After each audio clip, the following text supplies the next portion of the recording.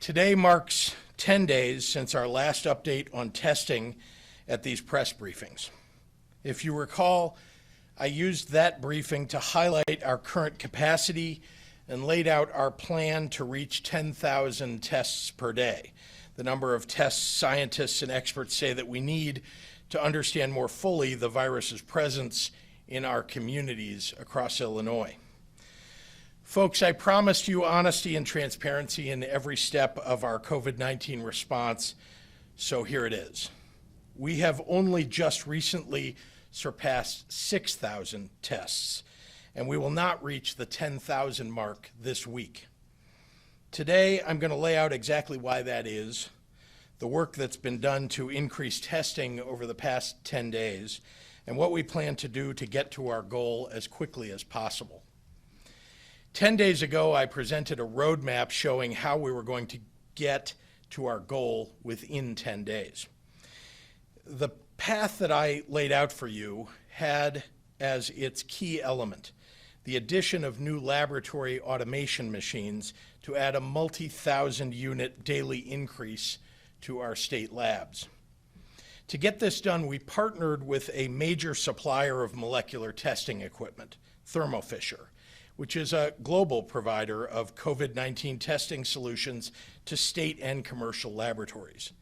Thermo Fisher, like many companies, provides testing processes that are regulated by the FDA and are authorized under an emergency use authorization to provide COVID-19 testing to customers like the state of Illinois.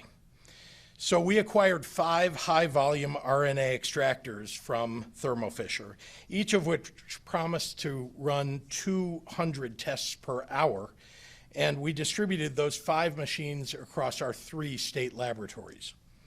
Some quick math will tell you that these extractors could increase our testing output by thousands per day when running effectively. Over the past 10 days, working alongside experts from Thermo Fisher, we are still not getting the level of output that we want to see from these machines.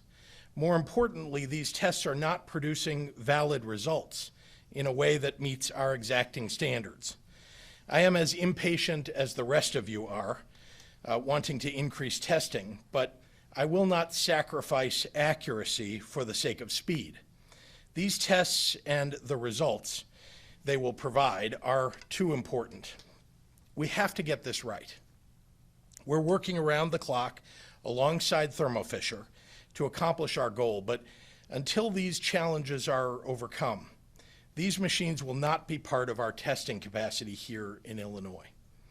10 days ago, I said to you, every day we aren't hitting 10,000 tests or more is another day that we're not able to get the answers that help us get past the current crisis.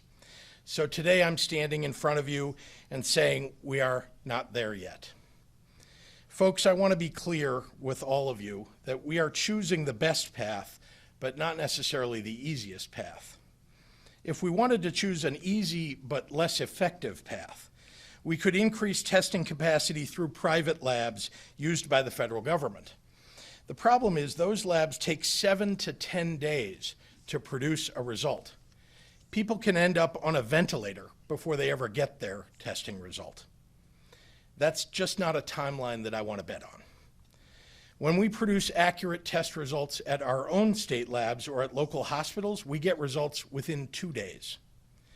No matter how much is beyond our control, the buck stops with me, and we are still not where we need to be on the testing front. So here's what we're going to do. Instead of solely relying on federally sanctioned labs to save us, we're charting our own path forward. I'm putting my faith in the scientists and technicians, the academics and innovators here in Illinois to expand our test results. Our state is nationally and globally competitive in just about every category of research, science, and technology. We've already relied upon those resources in our fight against COVID-19. Illinois was the first state in the nation to validate the original CDC COVID-19 test back in February. In the United States, only the CDC has been testing for COVID-19 longer than the state of Illinois. And teams at universities and research laboratories statewide are already working toward treatments, preventions, and cures. We've already led the way on state-level testing innovation in the United States, and we're going to do it again. Our researchers are working in an expedited fashion to get this additional new testing up and running as soon as possible and distributing it to other institutions beyond our state labs that have our same type of equipment to continue increasing capacity statewide.